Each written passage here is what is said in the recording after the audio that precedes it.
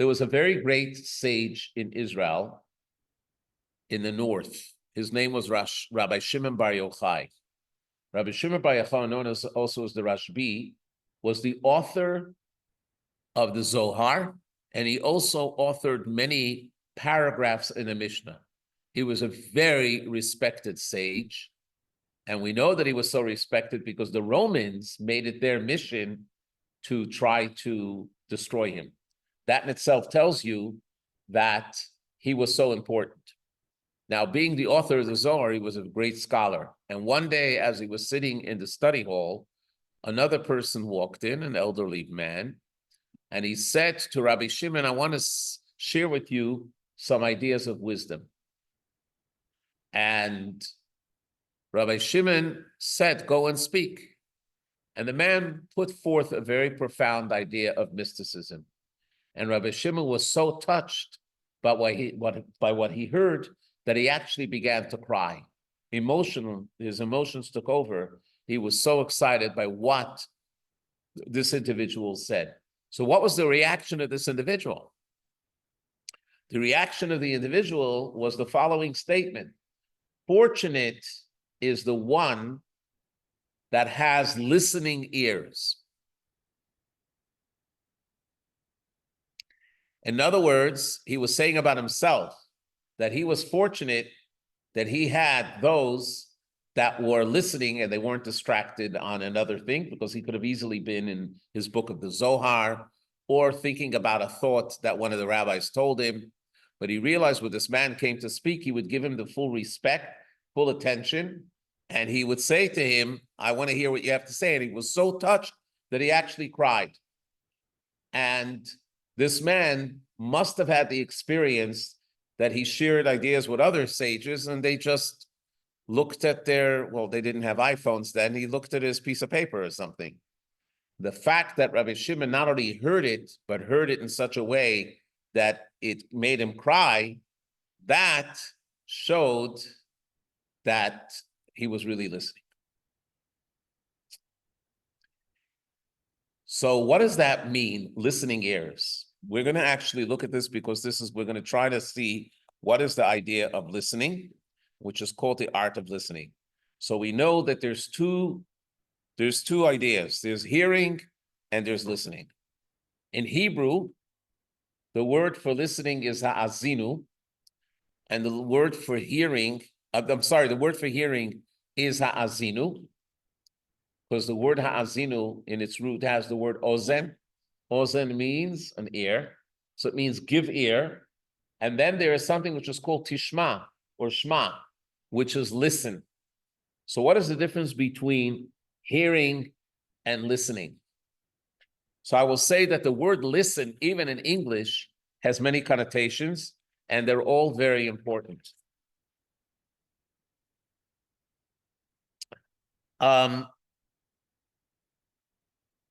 One thing about listening means that you're actually absorbing the information. Another thing about listening is that you're connecting with it, or you're connecting with the person, as we will see. Another thing about listening is you say to a child, you didn't listen to me. And the child will say, I heard everything you say. Why do you say I didn't listen to you? I listened. I just didn't do what you wanted. So from there, we know that listening is also about obeying. Sometimes there's listening where you can read between the lines. Take you to this week's Torah portion. This week's Torah portion is called Chaye Sarah. Sarah, Abraham's wife, passed away, and Abraham was looking at the Marat HaMachpelah, which is in the city of Hebron, as the burial place for his wife. It was a very special place. That's where Adam and Eve were buried, and he wanted to bury his wife, but he also wanted to purchase it.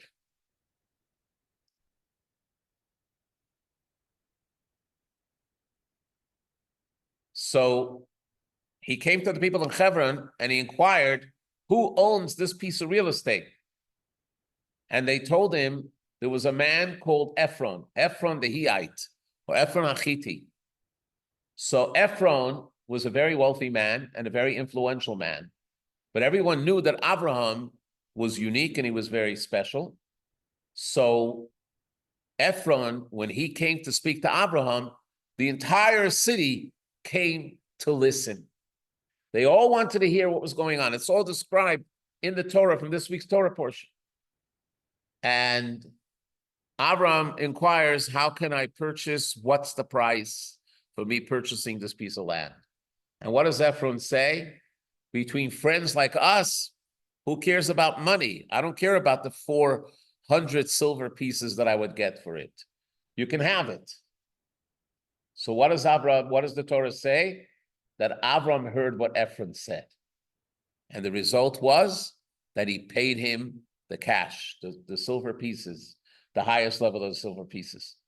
Now, when you learn that verse, it means that it seems that Ephron is willing to gift it to Avram for free because he realizes that Avram is such an important person. And yet Abraham heard it differently.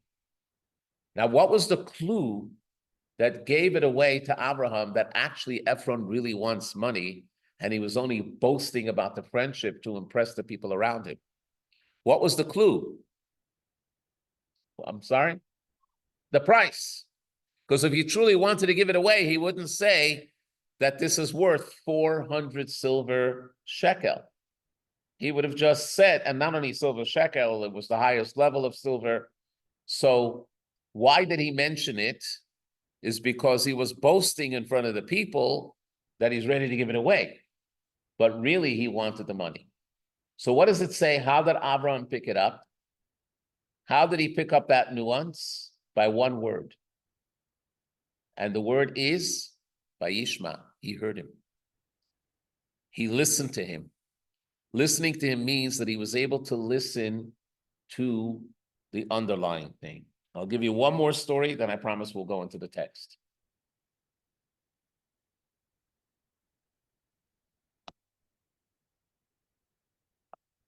Some people come on and they forget to mute themselves, so they can always unmute themselves if they have a question. The story with the Rabbi of Brisk from the Soloveitchik family, who was a very brilliant rabbi. And one time, it was the night before Pesach, there's a knock on the door, and he was very busy. Everybody's preparing for Passover. And there's a man that says, I have a desperate question for the rabbi. I need to be ushered into his study.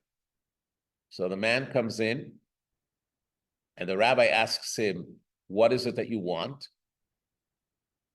And he says, I want to know if you can fulfill the custom of drinking the 4 cups of wine on 4 cups of milk.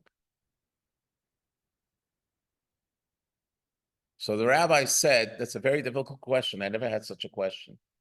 But hold on a minute. And he goes into his study and he opens up a drawer and he takes out whatever cash he has there. And he comes out with the cash and he gives it to this man. And he says, have a happy Passover. His wife watches this and she asks a question. He only came to ask you a legal halachic question. Why did you give him money? So he said, think about it. Why is he asking if he can do it on milk? Because obviously he can't afford wine. But if he can't afford wine and he's going to have milk, that means he has no meat. He has no brisket. He has no chicken soup. That means he has nothing. And that's why he was asking for milk. So I gave him the money and he'll be able to go to the shops and buy what he needs and have a happy Passover. So what is that an example? That's an example of listening. Listening means that when you hear a statement or when you hear a question, you have to be able to see between the lines. So this is all an introduction to the art of listening. Now we're going to go to the text. So the overview tonight, if you look up on the board, we're going to cover 4 things. Number 1, how listening is crucial for relationships. Number 2, crucial to relationships is especially true for marriage. The story once told by the other JLI that there was a man that went to an audiologist and he told the audiologist, I've been trying to get my wife to come to you because she can't hear anything that I'm saying. And I want to measure to see whether she needs it or not. So he says, what's the problem? He says, every time I talk to her and ask her a question, she doesn't answer me. So he says, why don't you try this challenge? Go home tonight and say to her, I love you. Stand 20 feet away and see how she responds. If she doesn't respond, go another 5 feet and ask her the same question. If she doesn't respond, go another 5 feet and ask her the question. If she doesn't respond, then you'll be right next to her and you'll ask her the question. So he does that. He starts 20 feet away and he says, honey, I love you. Do you love me? Doesn't answer. He goes another 5 feet and he says, honey, I love you. What about you? She doesn't answer. Goes another 5 feet. Now he's 15 feet. She doesn't answer. Or at least he doesn't hear the answer until he comes right in front of her face and he says, honey, I love you. Do you love me? She says, for the 4th time, I have told you that I love you. So here he was blaming her that she wasn't the one that was listening, which really, it was his problem. So we talk about relationships. It's crucial that we don't only hear each other, the voices, but we actually listen. Now, the second thing that we're going to learn is about how Jewish mysticism motivates better listening. 3, what authentic listening entails. And 4, concrete behaviors to become better listeners. Now, before we do that, don't look at the board. I want you to look in your books. On page 52, there's an exercise. The exercise has 25 questions.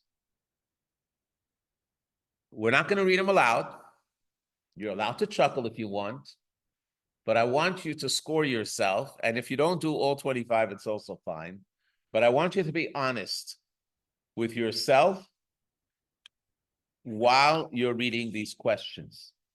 And you give a look, you'll see that there's A, B, C, and D. I'm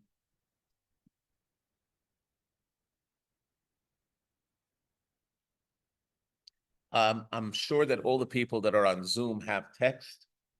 And if not, I'll just enumerate for the sake of recording the questions. I'm not going to number them. I'm just going to go down the list. Make people feel that you're interested in them, what they have to say. Think about what you want to say while others are talking. In other words, someone is talking to you. Are you ready thinking what the answer will be? Acknowledge what the speaker says before offering your own point of view. Jump before the other person has finished speaking. Allow people to complain without arguing with them. Offer advice before you're asked. Concentrate on figuring out what other people are trying to say, not respond to the words they use. Share similar experiences of your own rather than inviting the speaker to elaborate on his or her experience. Get other people to tell you a lot about themselves. Assume you know what someone is going to say before he or she is finished. Restate messages or instructions to make sure you're understood correctly. Making judgments about who is worth listening to and who isn't. Make a concerted effort to focus on the speaker and understand what he or she is trying to say. Tune out when someone starts to ramble on rather than trying to get involved and make the conversation more interesting. Accept criticism without getting defensive. Think of listening as instinctive rather than a skill that requires making an effort. Make an active effort to get other people to say what they think and feel about this. Pretend to be listening when you're not. Respect what other people have to say. Feel that listening to other people complain is annoying. Make effective use of questions to invite people to say what's on their mind. Make distracting comments when other people are talking. Think other people consider you to be a good listener. Tell people that you know how they feel. Not lose your cool when somebody gets angry at you. Now, if anyone here scored above average, not even excellent, I'm going to pick myself up and let you run the class. The reason is because 99.9% of the population are not above average and not excellent. That's human nature. And this is something that we have to fight. So we're going to talk about these four things now. So we're going to start with Torah. But it's Torah that everybody should be familiar with. It has to do with the night of Passover. So you know that on the night of Passover, the Haggadah tells us about the four children called the four sons. Remember that? Let's look up on the board. It says wise, wayward, simple, doesn't ask. You remember that? Echad chacham, echad rasha, echad tam, ve'echad she'eino yedei Elisha. Question. How do the authors of the Haggadah know that there are four different types of children at the Seder? What is their source of knowledge that they know that? Where do they pick this up from? If you know the answer, raise your hand. Or if you're on Zoom, you can send me a chat. Does anyone know? That's okay. It's good to learn something new. And actually, Rashi mentions it, and he brings it down from the Talmud. It says there are four different times that it speaks about relating the Haggadah, the story of Passover, to your children or to your son, which means collectively your children. And each time it's mentioned in different parts of the Torah, it's mentioned in a different way. Look at page 57, figure 2.1, the children's questions. So we have the sources. Exodus 12, 26, 27 says, when your children say to you, what is this service to you? You shall say. That's one expression. Another one is, you shall tell your child on that day, saying. In Exodus 13, it says, in the future, when your child asks you, what is this? You shall say. In Deuteronomy, it says, in the future, when your child asks you, what are these testimonies, statutes, and ordinances? There are three different kinds of mitzvahs, eidos, chukim, and mishpatim, that our God commanded you, you shall say. So what do we find over here? On the surface, it seems that they're all saying the same thing. It's just a little different, poetic. There'll be sometimes that the child asks, that they don't ask. They have different ways of asking it. Give a look at text 1, page 57. This is taken from the Passover Haggadah. The Torah discusses four children. One is wise, one is wayward, which is a gentle way of saying evil. One is simple, and one does not know how to ask. So from what we've read, how can you figure out what it is that is associated with each child?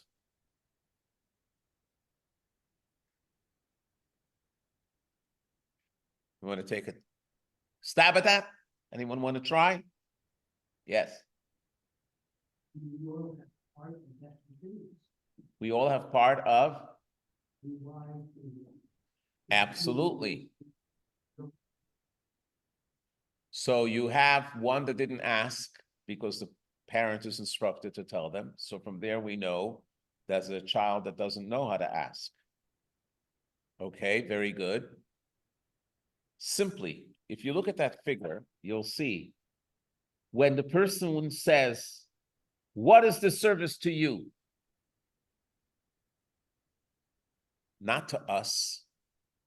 As if he's at the Seder. Imagine a child in the Seder or a person in the Seder. What is this you're doing, right? Because they have no knowledge of what it is, or they don't care what it is. They've excluded themselves. They've taken them out. They've taken themselves outside of that group. So that is the wayward son. The son that says, You shall tell the son that doesn't say anything, that's the one she'ena yodei lisho, the one that doesn't know how to ask. They didn't even know how to ask a question. Then there's another child that says, what is this? That is the simple, because they don't know how to articulate a question. They're just puzzled by everything that they see. But then you have the wise one. What does the wise one say? What are these testimonials? What are these laws? What are these statutes? They recognize that there are three different categories of mitzvot that are being observed tonight, and they want to understand the deeper meaning. And that indicates that it's a wise question. So here you know that you have 4 different children. What is the purpose of saying it? Because if a parent is not listening to a child, or even a professional, a doctor not listening to the patient, or a husband not listening to the wife, so then they absorb the information on a very superficial way. So when they absorb the information in a very superficial way, then it all means the same to them. You have a child that doesn't know what's going on, and they're asking the question different ways, and you have to just teach them. But if you're truly listening and you're trying to understand what the person is saying, then you notice the nuances of their language.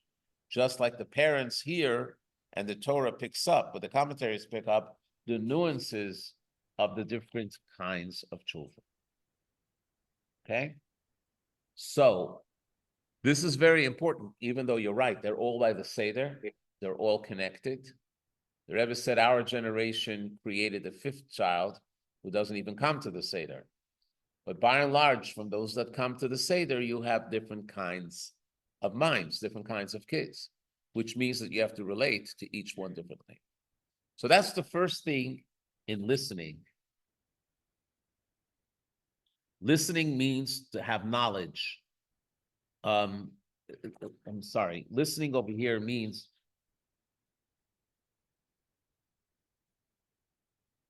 you have to provide an answer. We'll soon get to the knowledge. Okay?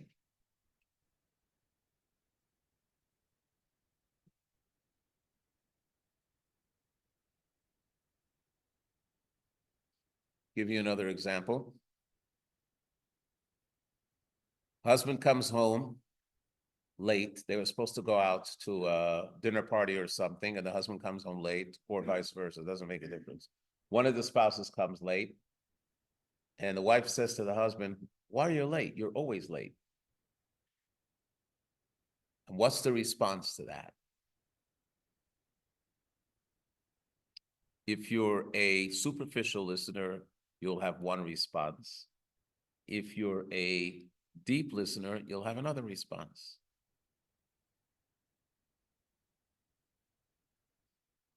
If you're a superficial listener, all you heard is you always come late. I said, no.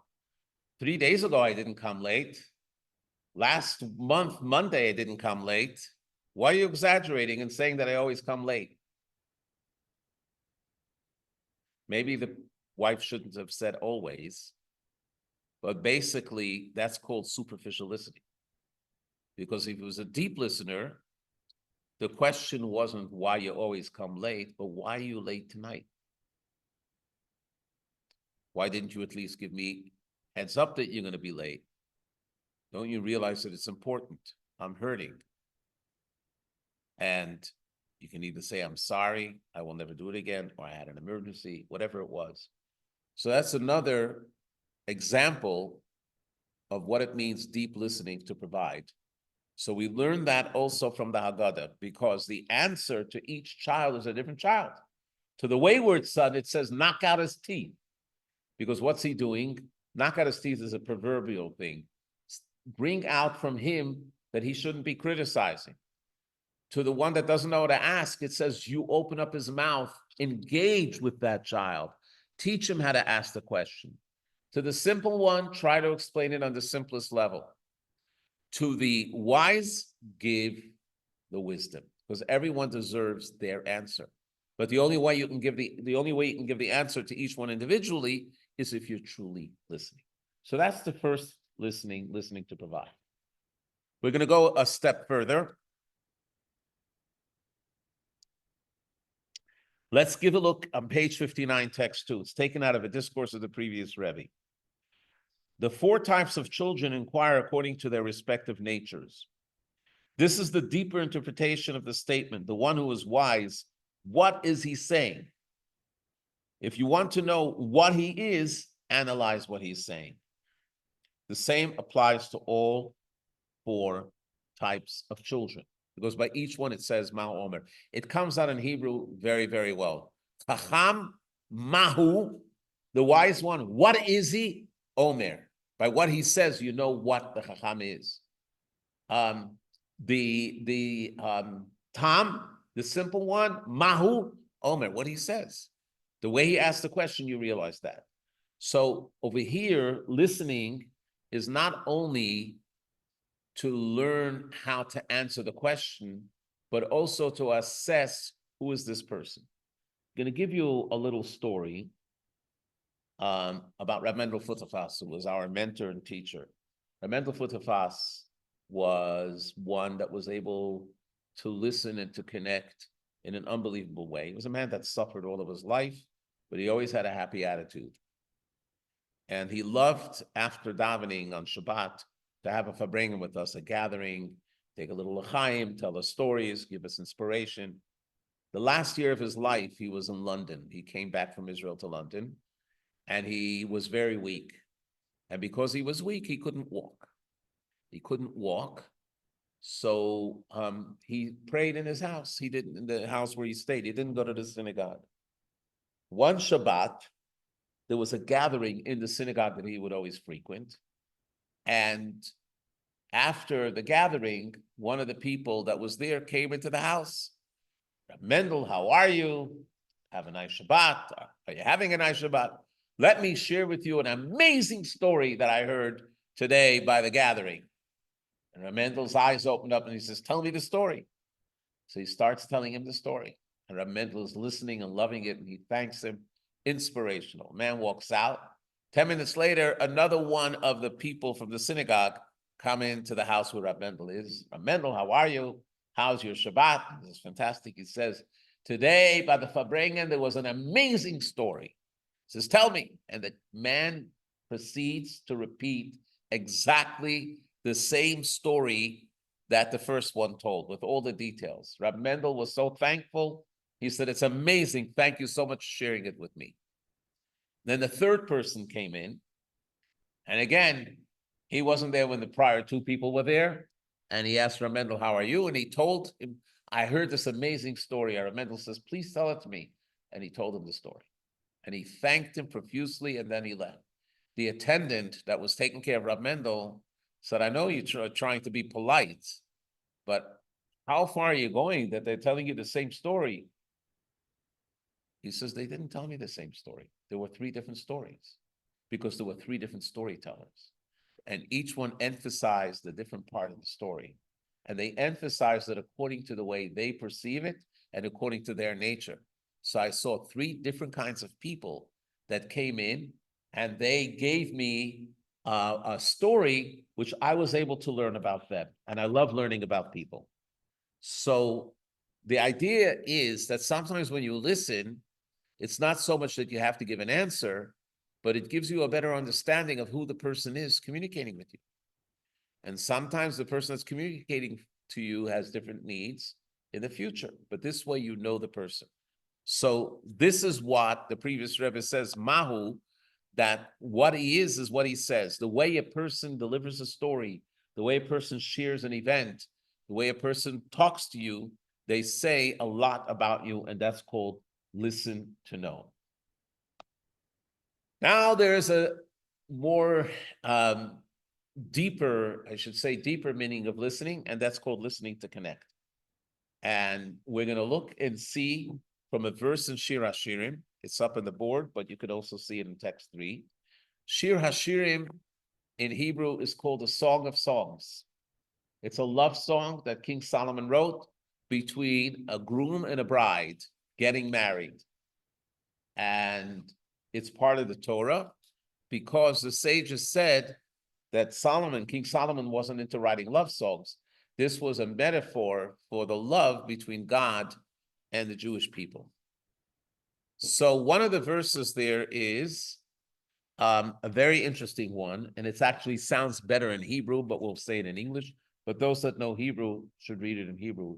It's page 60, text 3. It says, "Show me your appearance. Let me listen to your voice, for your voice is pleasant and your appearance is comely." This must be Old English. But if you don't know what comely is, after the class, you can go to search your dictionaries or Google. But comely means attractive. Comely means something which is satisfyingly attractive. So what is this all about? Take a guess.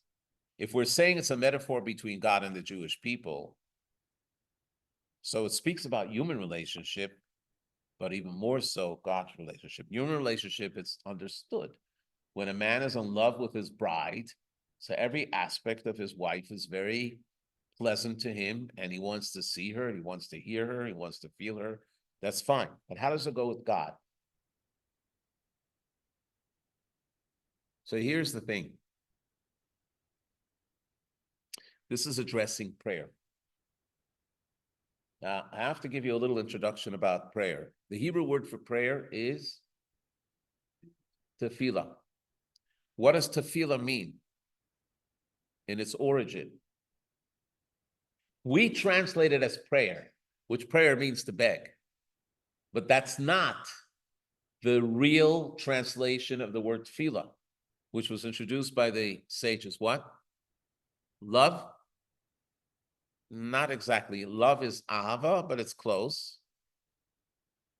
Tefillah means connection. Connection. There is a connection that we establish during prayer between ourselves and God. Now, why we want the connection is self-understood. We don't need to elaborate it. What King Solomon is saying here in this verse is that God wants the connection. He's saying to the people, show me your appearance. I want to see you face to face. I want to hear your voice, which, by the way, that's why it says that when we recite the davening, you can't do it just with your eyes or your mind. You have to actually verbalize the words. They have to come out from your lips, whether it's in a whisper or with a voice. It has to come out. And the reason for that is because it's based on this verse. It has to be the speech. God is waiting for the action of speech. So if someone looks at the Shema but doesn't verbalize it, they have not fulfilled their obligation, which is a biblical obligation of reciting the Shema. They have to actually recite it. The question is, if they're reciting it and they're not thinking about it, did they fulfill their obligation? And the answer is depends which verses. But if they had all the intent, but they didn't recite it, it's as if they didn't do anything. So the reciting is very, very important. So what is this all about?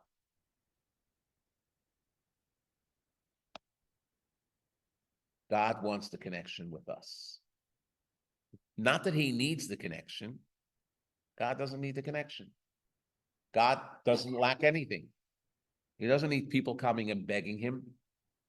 But he created the world in such a way that he wants us in this world to connect with him during the prayer. And by the way, in the morning services, before we go into the Amida, there's the prayer of Shema.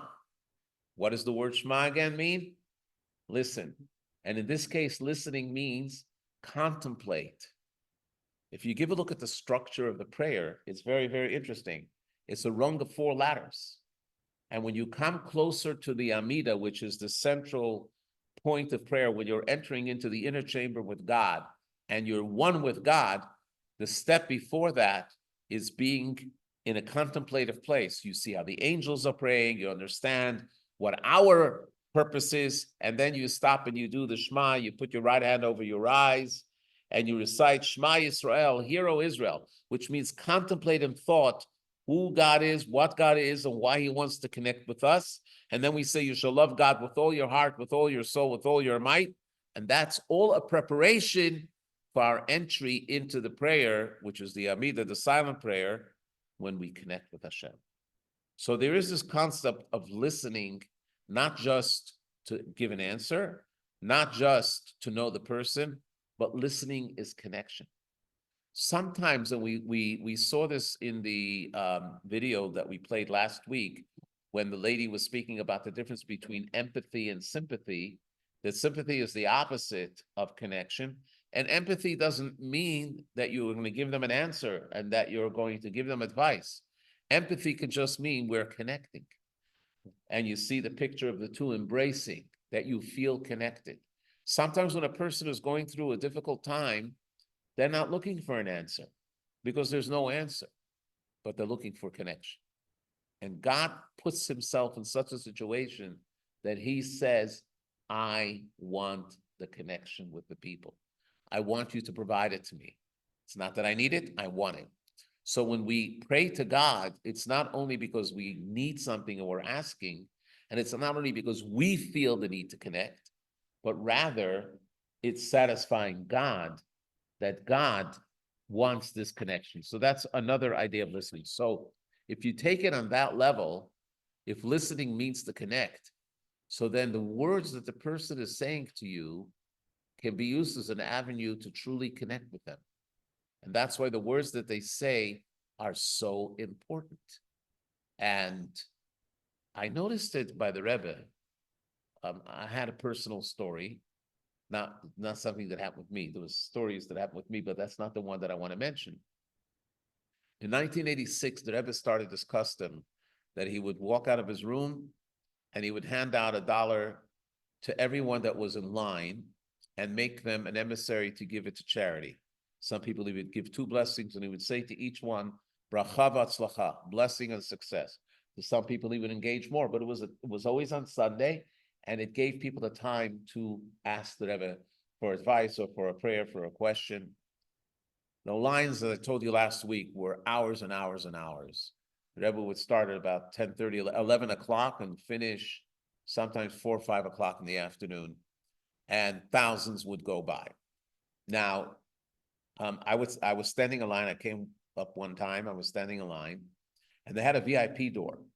The VIP door was for people that you couldn't expect that they should wait in line. And one of them was the mayor of New York City, His Honor, Edward I. Koch. And he came in with his whole delegation, and they let him in, and there he was. I was in the line, so they told me, you're going to have to wait. I was fine. The Rebbe, meanwhile, was talking to a 14-year-old girl who had some issue, which we gave them space so we couldn't hear what she was saying to the Rebbe. And she was upset about something that she needed the Rebbe's blessing or the Rebbe's advice. And the Rebbe was totally fixated on her. His eyes were locked into hers as if there was no other person in the world. So the mayor could have been there, the president could have been, anyone could have been there. It was totally out of range for the Rebbe, because right now this person needed my attention, and he listened carefully, and then he smiled, gave her a blessing, cheered her up, gave her $1 for the blessing, and then he looked up and there he sees the mayor. So he gives a smile to the mayor. Parenthetically, the mayor was up for election, and he was asking for a blessing from the Rebbe to win the election. And the Rebbe smiled, and he pointed upwards, and he said, that's up to God, it's not up to me. And he went on to something else. And then the mayor went by, and I went by, got my blessing, and I said, he's not going to win this election. Because if he was, the Rebbe would have given him a different kind of blessing. So I saw from the answer, he didn't win that election. But the point of the matter is, listening is not just listening, but listening is to connect.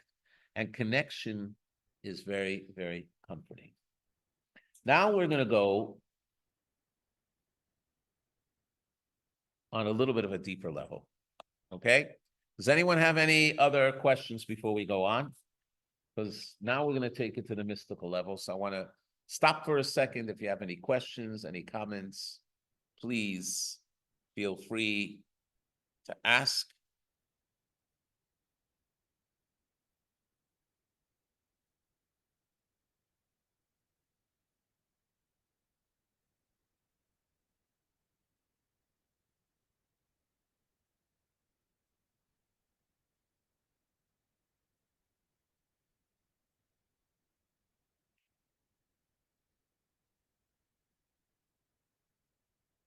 Okay.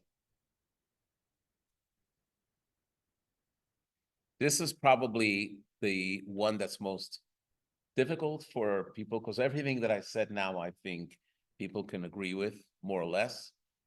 We may be honest with ourselves that we're not at that level, but we know what to aspire for. What you're going to hear now is a total paradigm shift. And in order to introduce that, we have to go back to the animal soul and the godly soul.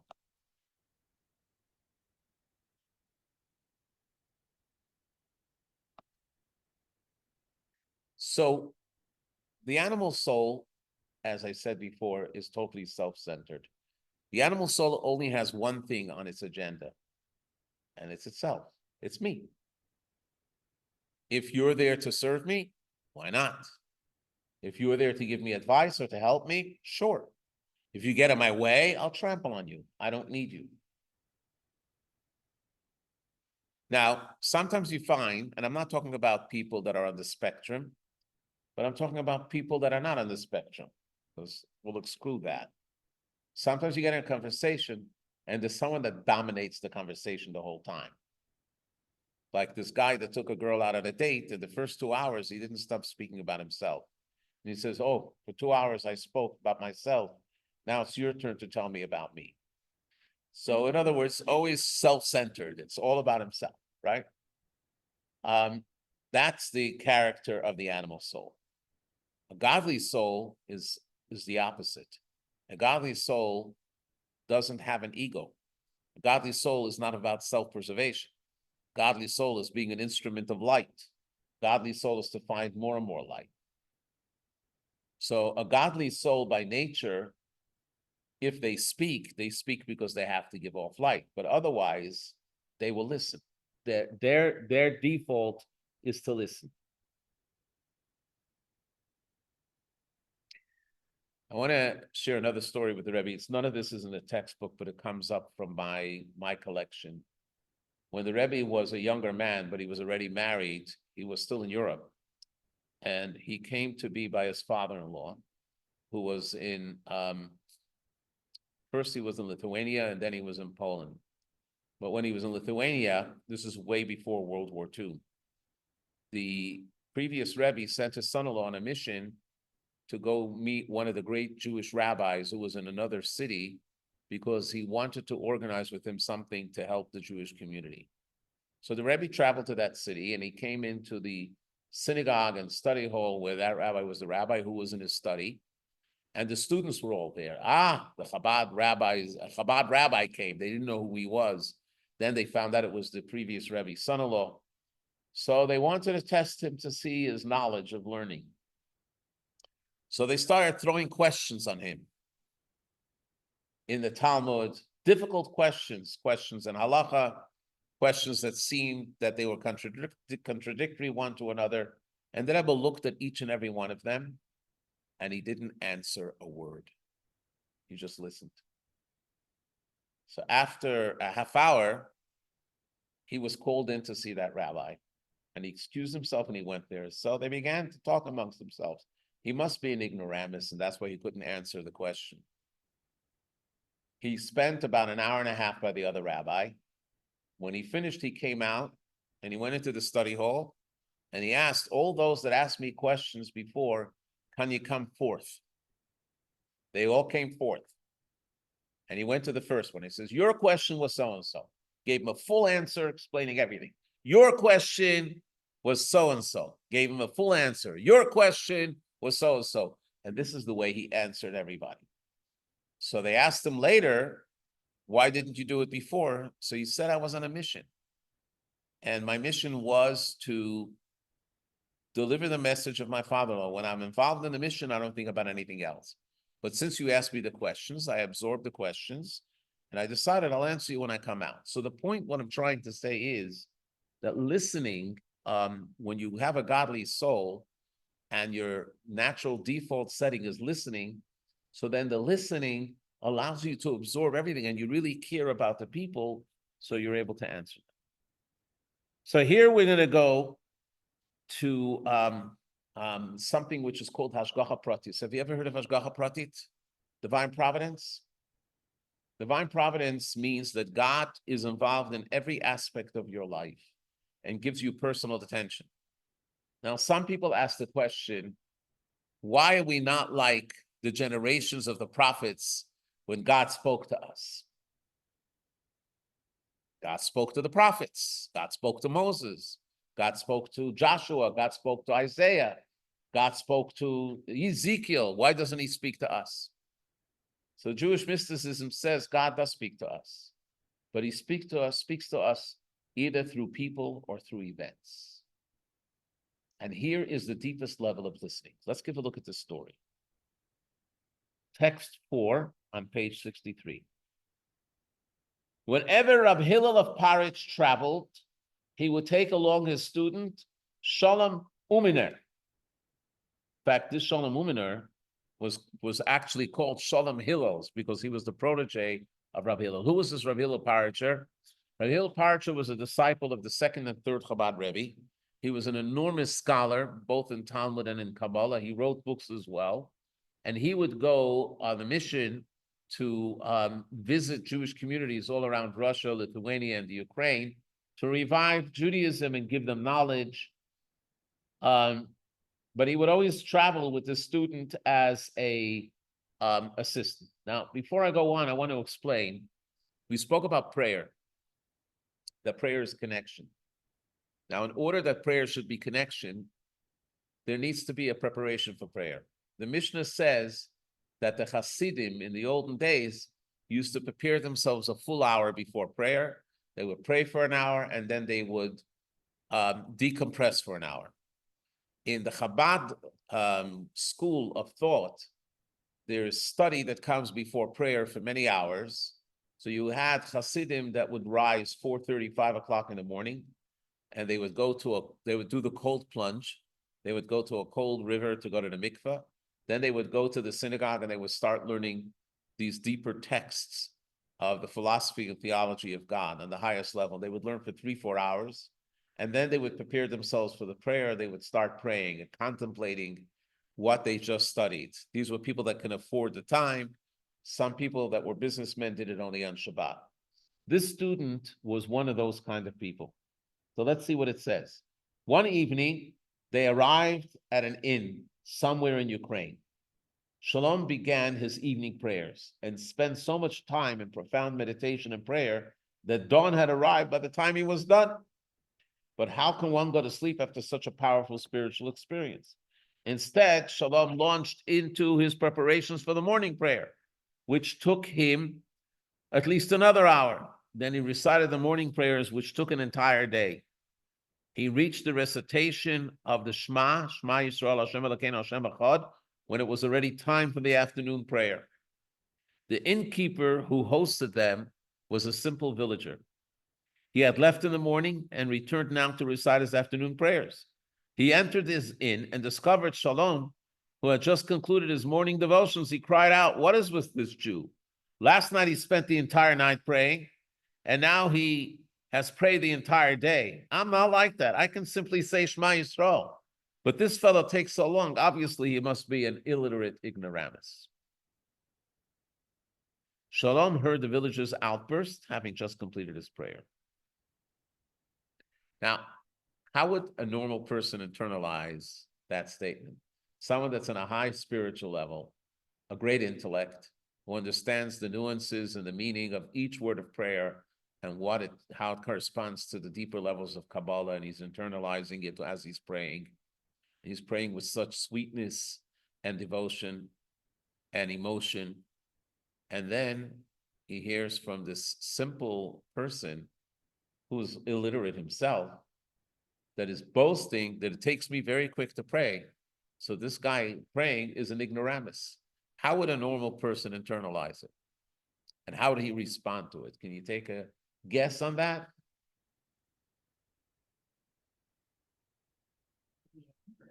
What? He would be angry. Anyone else? How would they respond to it?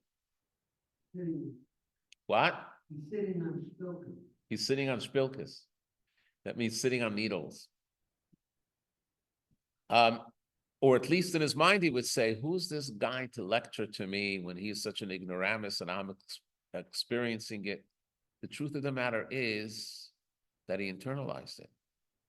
He internalized it and he said, the guy is right. There's defects in me. And if he was able to say those words of me, that I'm an ignoramus, illiterate ignoramus, there must be that I'm not where I should be. So he began to work on himself, to correct himself and spiritualize himself so much more. And for that, we see the final paragraph. His teacher, Rabbi Hillel, subsequently remarked, these words of the simple villager had a profound effect on Shalom in terms of motivation to self-refinement. In fact, it affected him more than my 3 years of studying with him. So sometimes when you hear a word of criticism, what happened to me? I will confess here in public. We all know that on Rosh Hashanah, the blowing of the shofar and the service of blowing the shofar is the most spiritual time. We work for it all year. We study about it and we contemplate on the depth of what does it mean to rebuild the kingdom of God. And I usually have the privilege of blowing the shofar. And, we try to make it as meaningful as possible. One year, we were blowing the shofar, and my youngest son, who's turning 28 this month, was all of 3 or 4 years old. And he was with his friends because all the little kids were in front of the bima. And as I'm blowing the shofar, he calmly turns around to his friends and he says, my father is making a lot of noise. All he's doing is making noise. And I reminded myself of this story here. And I said, it's a lesson to learn. Because perhaps that's all I'm doing. I'm not really playing the notes the way they should be. In other words, I'm not really contemplating the depth of what it should be. But the point of the matter is that the kind of listening here is a kind of listening that you have to have an open mind. So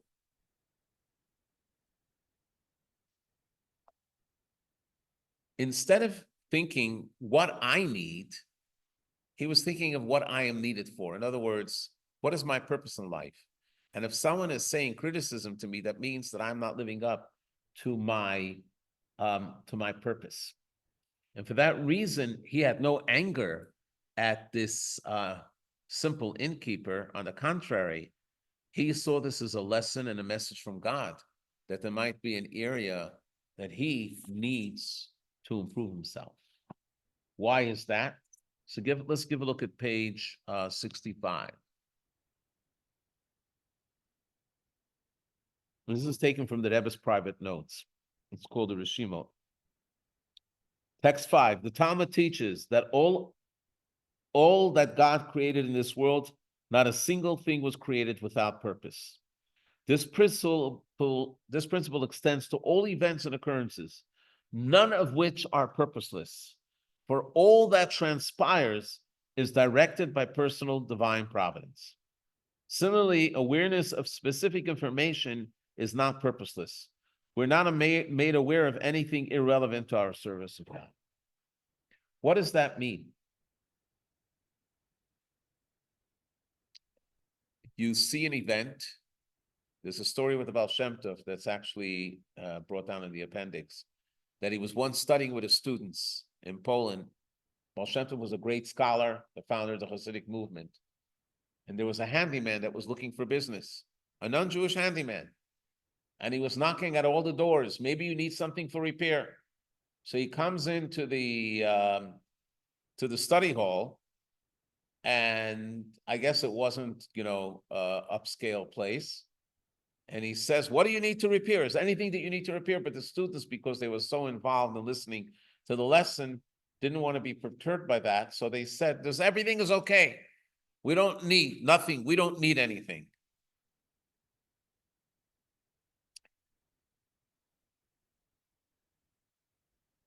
So the non-Jewish person said, need, you need, but want, you don't want. And with that, he walked out. In other words, sure, there are needs here of things that have to be repaired, but you don't want it because of another reason. So don't say you don't need, just say you don't want. The Baal Shem Tov interrupted his lesson. And he said to them, there's a profound message that we just heard. This non-Jewish handyman was actually a messenger from God in a way. Because sometimes when we're asked to do things, we say we can't do it. I can't. And the truth of the matter is we don't want to. Doesn't mean that we can't. Because it's all about our mindset. And the Baal Shem Tov was keen enough to see that when he heard those words, he listened to them and he says, this is to align ourselves. This is to make ourselves better. So this is called listening for alignment. Okay? It's going okay so far? So we have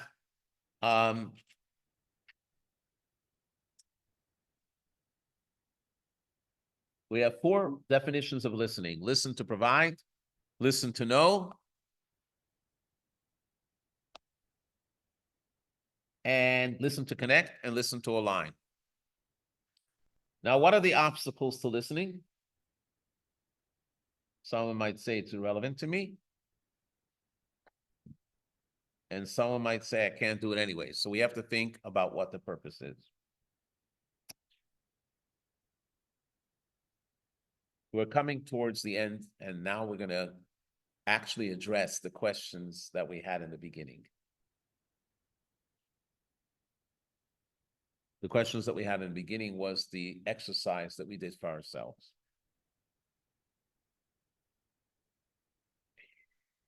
One of the toughest challenges that we have is that when we're listening to someone else, we have a hard time getting out of our own frame of mind and try to accept the words from where they're coming from, what they truly are. But we perceive it through our frame of mind and our perception. That can result that we might think the words are irrelevant. That can result that we just smirk or mock on the person. That can result in a lot of things, because when we're listening through a framework which is already pre-existing. And what we're going to learn tonight is that that is not true listening. True listening means no distractions and no prior mindset. So no preconceived notions. It's very interesting that in Torah study, what was required of the great sages when they were listening to the elder rabbi teach them, they had to walk in and pretend as if they have no knowledge whatsoever, except that they're absorbing the words. And when they absorb the words, they connect with it, and then later they can analyze it. But if you're analyzing the words as it's being fed to you, that's not called listening. That could be defensive listening. That could be listening according to your perception. That is where the animal soul is active. It's not the divine soul, the spiritual soul. Because the spiritual soul has no ego, and the spiritual soul is truly listening. Let's give a look how it's brought in a Hasidic discourse, page 69, text 7. When students study with their mentor, they must divest their minds and thoughts from other matters, stripping themselves from all personal thoughts. Failure to detach themselves from personal thoughts will obstruct their ability to absorb the communicated ideas. Additionally, when listening to the teacher's delivery, so that's number one. Additionally, when listening to the teacher's delivery, students must not employ their own intellect to understand the spoken concept. If they do at that moment, then at that moment they will not be in a state of receptivity. They will not truly receive the concepts imparted by their teacher. Instead, they must set aside their own minds, only listening to and absorbing the ideas from the teacher. And that is when they truly receive the communicated ideas. In other words, to be in a state of reception means to be in a state of bittul, which is self-surrender. What does that mean? I read it also in a discourse of the previous Rebbe. We had a teacher that taught us Hasidic philosophy. His name was Rabbi Yoel Khan. He was what we refer to as the Einstein of Hasidic thought. He was one of the brightest, deepest people possible. He, in fact, wrote the encyclopedia on Chabad. He published 10 volumes, and he was still up to the letter Aleph. And each volume is huge. And quoting Kabbalah and Hasidus, he was a master teacher. He was able to take the most abstract ideas and put it forth to us in a way that the mind can actually understand it, and it resonated with us. Now, he had another duty, and that was that he was the chief reviewer. When I say reviewer, the one that reviewed and repeated all the teachings of the Rebbe. Now, the Rebbe would have public speaking engagements. Those that were during the week, there was a recorder, there was a PA system, and there was a recorder that would be recorded. But many of them, a huge significant amount, probably more, were on Shabbat and holiday when there was no recording devices allowed. There was no PA system. Sometimes there could be on a Thursday, Friday night, Shabbat and Shabbat night, 5 different gatherings, which would be a total cumulative 20 to 25 hours of the Rebbe's deepest talks on different subjects. And after the holiday, he would sit down with all his students. There are pictures of that. And when we were in the yeshiva, we would be there. And he would begin to repeat word for word that the Rebbe said. Word for word. And we once asked him, where did you get such a fantastic memory? He says, I don't have an exceptional memory. It's just that when the Rebbe is talking, I totally focus on the words and I don't think of anything else. And you can see there was actually a photographer from California that won a prize because he took a picture of the Rebbe delivering a discourse, and he took it from the back, and you see the Rebbe's eyes closed, and there is Rabbi Yoel standing about 5-10 feet away in the audience and the crowd. It was very crowded, in total concentration and listening. So even though later he analyzed it and he taught it in an unbelievable, beautiful way, but the ability to retain it came from his force of concentration. And the force of concentration was, he didn't come with any preconceived notions. He didn't say, oh, I know this subject, I'll be able to understand it. Because if he did that, he wouldn't be able to understand it, because the Rebbe might be saying something totally new or giving a different interpretation to that particular passage. So even though we're talking about Torah study here, but it applies to all kinds of listening. What does it mean it applies to all kinds of listening?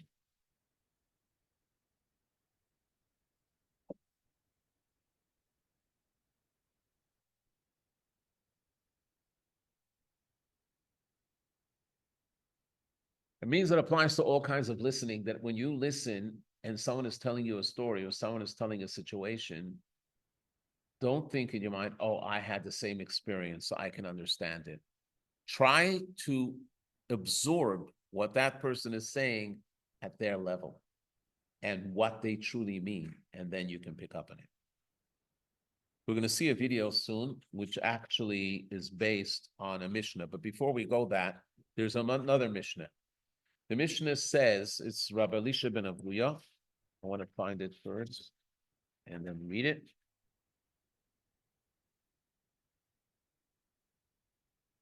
Go back to page 67. The child's mindset. Text 6. Elisha, the son of Avuya, would say, and he was one of the greatest scholars, he was the teacher of Rabbi Meir, learning Torah as a child is comparable to ink inscribed on fresh paper. Learning Torah as an older person is comparable to ink inscribed on erased paper. The Rebbe asked the question when he spoke about this Mishnah, if the purpose of this Mishnah is to tell us that we have to invest in the education of the children, it's fine. So only say the first half. But saying the second half, you're basically saying that if you are already not a child, don't bother, because learning is going to make an impression on you like writing on erased paper. We know the fact is not like that. One of the greatest sages that ever lived was Rabbi Akiva. Do you know what age he was when he first started studying Torah? 40 years old. So the Rebbe says the Mishnah is not saying that a younger person is like a fresh piece of paper and the older person is like an erased piece of paper. He's saying to the older person, be in the mindset of a child when you're learning. So have your mind as if it's a fresh canvas, that there was nothing else painted on it and it wasn't erased. And how do you accomplish it? In the way that we just learned. Now, before we show the video, because I'm going to skip a few pages, because the video will be understood much better if we read the video, read this Mishnah. There's a very famous Mishnah in the Mishnah of the Ethics of Our Fathers. It's text 8. It says, Shiva Dvarim, begolam v'shiva chacham. A golem, you know what a golem is? A golem is a klutz. A golem is something that's just a piece of wood that has no brains. And a chacham is very smart. So he says the following, that there are 7 traits in a golem who's an immature person, and 7 in a chacham and a wise person. Wise people. 1, do not speak in front of one who's greater than they in wisdom or number. Number means age. 2, do not interrupt the words of another. 3, do not hasten to respond. 4, ask to the point and answer as is proper. They don't ask roundabout questions. They just go straight to the point. 5, respond to the first person first and the last point, the first point first and the last point last. Now that's in general. Sometimes you can say, if I explain the last point, it'll help you understand the first point. So that's fine if you preface it that way. We learned that actually from Rivka and Eliezer, which was last week's portion. Declare, I have not heard when they did not hear. This is a story of Reb Mendel Futerfas as well. After the Rebbe's Fabring and one of the young students came to ask him explanation, he says, I didn't hear, I don't know. So you don't know, you heard the whole thing. So later he said, I don't know it 100%. If I don't know it 100%, I'm not going to attempt to answer. Let me first listen to Rabbi Yoel, review it, and then I'll be able to answer you. 7, concede the truth. The opposite of these traits are found in the golem. So listen is to be silent, and silent, quiet the mind.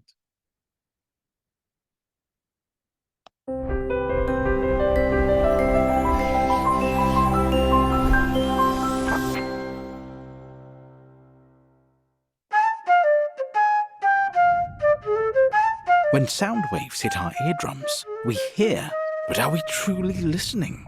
Often not. True listening involves a set of behaviors that form the foundation for authentic communication. To see this in action, let's eavesdrop on a conversation between adult siblings, Hannah, Leah, Ben, and Isaac. Their elderly mother is returning home after a hospital stay due to a bad fall. They're discussing her future care. As we listen in, we'll spot some effective listening behaviors, and some blunders too. Here's what we'll do. When a sibling displays a good listening behavior, they'll earn a medal. If they slip up, they'll get a zap to help correct the behavior. Ready? Mom's coming home Tuesday. We need to plan her care. Dr. Johnson's concerned about her hypokalemia. I wonder if Dad can handle. Dad's tough. We've all heard his Vietnam stories. I think he'll manage just fine. Hannah interrupted, undermining effective listening. Oh, I think I cut you off. I'm sorry. Isaac, what exactly is hypokalemia? And what did Dr. Johnson recommend? Leah admitted she didn't understand. That type of honesty is key to good listening. Dr. Johnson suggests we contact Golden Years Manor, a nursing home. Hypokalemia is low potassium in the blood. Isaac answered out of sequence, a subtle but important mistake in listening. If I could, just for a second, I want to update you all on my marriage. We're seeing a therapist, and I'm not sure where it's going. Ben changed the subject, a listening no-no.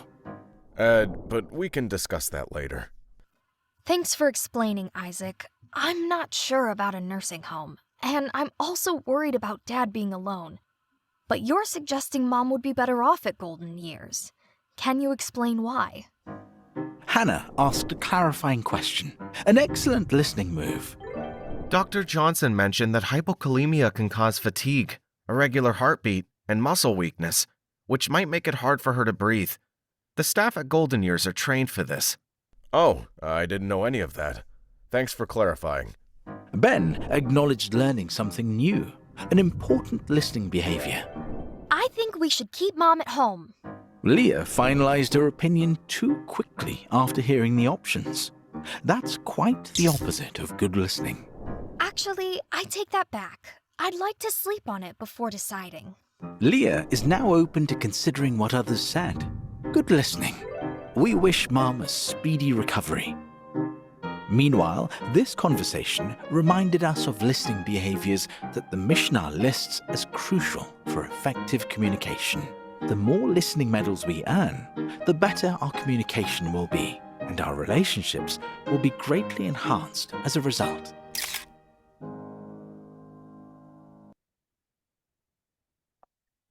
So let's go over this at least in order of what we just learned from this video, which is based on the Mishnah. Number one, don't intrude. A lot of us fall short of that expectation. We can cut someone off mid-sentence, and even though we think we're good listeners, but at the sense, we're not listening out. That's not called genuine listening. Even if someone says something that we already know, just be polite and listen to it. Of course, if you're in the middle of an emergency and you have to take care of something, it's a different story. But generally, it's the right thing to do. And perhaps you'll learn something new. The other thing is, do not respond impulsively. Let's say you allow the person to finish their piece, and then you give immediately an answer of advice of what to do. Truly listening means that you're thinking about it. And I have to say, when we get tough, complicated questions, of course, the desire is to, I'm talking about halachic questions, the desire is to give an answer immediately. The proper way that rabbis always did it, and still do it, is they say, let me give some time to research it. Let me look it up. Let me think about it. The same thing is true when we act with each other. No, sometimes they need an answer right away, but you need to think what it is that you're going to give as an answer that's going to be correct and that you're not going to regret it, but it's thought through. And that has a lot to do with listening, understanding the issue. Ask and answer to the point. It means sometimes when people are in an uncomfortable discussion with each other, and because they feel uncomfortable, they can't wait until they'll discuss something else. So they can't wait to change the topic, especially if it's a topic that they're interested. Let's say the person that you're talking to that's making you uncomfortable because of something that happened between you loves baseball or loves football. And there was a great baseball game last night that he watched. So you want to get into that, and his team won, right? But that's not asking and answering to the point, because that's basically trying to get into something else, and that is wrong. Now, respond in order is something that we learned from Rivka, because when Rivka was approached by Eliezer, he asked her a number of questions. Are you from here? Do you have food? Is there a place to stay? And so on and so forth. And her responses were in the order of the questions that she heard them. Because when you responded in the order of the questions that you got them, means that you were truly listening. Unless the questions are such, as I mentioned before, that by giving the last answer first, it already answers all the other questions. What does it mean when they did not hear, say, I've not heard? This is another fault. People don't like to be put in a position where they are less or inferior to someone else. So let's say they heard a half a story but they don't know the whole story.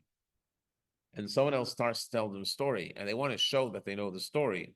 So they start saying some of the details, but they truly don't know the story. So what's necessary is give the time and patience to that other person to be able to say the whole story, and perhaps you learn a new detail that you didn't know until then. And I have to say, for me, that's a challenge. And sometimes we talk history, especially in Chabad, about what happened in 1977 or 76 or 65. And I was there, and I think I know all the details.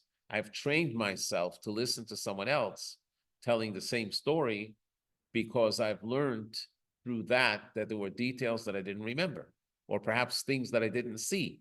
And now I have a full, complete picture. Finally,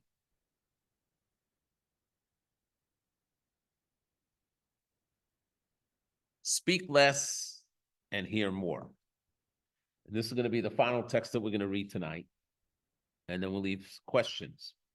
Page 74.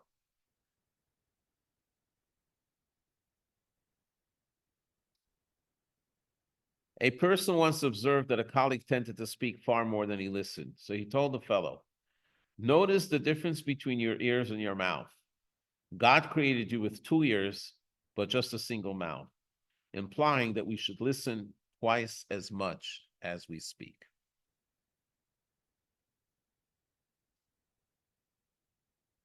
The same thing is true in regards to study. I want to bring the Rebbe as an example. The Rebbe from childhood studied Torah for 18 to 20 hours a day, but he never spoke in public. He was always studying and studying and studying. And this went on from his youth till he became Rebbe. He became Rebbe when he was 48 years old. And after he became Rebbe, he began to speak a lot. So one of the scholars observed that he's making up for all of his silence. But that's not the correct statement. The reason that he had the ability to teach after he turned 48 is because of his silence that he had all the previous years when he was absorbing the information, analyzing the information, studying with teachers, and truly becoming one with it. And only then, after he had acquired all this knowledge, was he ready to speak, which is also a very important thing when you're listening and you hear someone else say something to you. If you're not comfortable giving advice, say, I'm not comfortable giving advice. If you are comfortable with the issue, look into it and say, yeah, I will study it with you and try to come to an answer that will be satisfying for both of you. So to summarize what we have learned this evening, we've learned this evening the art of listening. Listening, number one, means truly listening, giving the chance for the person to speak. The first thing about listening is to be able to provide information. So if you listen, you'll be able to know what to provide. The second thing is to know who this person is. So you know how to connect, you know how to respond to them. The third thing is listening is a connection. Sometimes a person, there's a story with a rabbi, that a congregant came in to the rabbi, and this congregant said, I have such a problem, I need to speak to you. And after 2 hours, she said, oh, I'm so glad I spoke to you because my headache is gone. So later he came home and he said, funny, she doesn't have the headache, but now I have the headache, right? But the idea is that the focus over here is that she got rid of the headache. He didn't even give her advice, but just to allow her to speak her mind and speak about her pain, that was important. So that's the idea of connection. The other thing is alignment. Sometimes we hear a comment or we see something and you say, whatever. The truth of the matter is that everything that we see or hear is supposed to be a lesson for us in our service, in our purpose. And even if it's not respectful to us, nevertheless, it's there for a reason, for self-alignment. And finally, The art of listening allows us to be educated much more than by us speaking.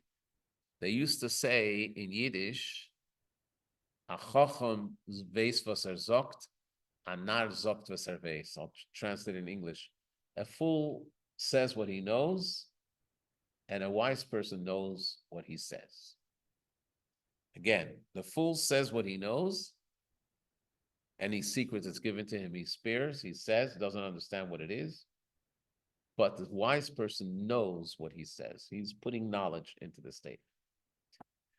Okay, any questions? I was told last week to leave some time for questions, and everybody is shy. Or any comments on this? I would recommend that you read the appendix. Next week is going to be even more interesting. It's going to be the art of disagreeing. How do you disagree with someone in a way that the disagreement doesn't cause that there should be a big battle? Thank you very much for joining. We'll see you next week. Next week, Rabbi Cohen, we're on. Rabbi Cohen, we're on for Tuesday. Lesson 2, the art of listening. Thank you all. Thank you, Rabbi. Thank you.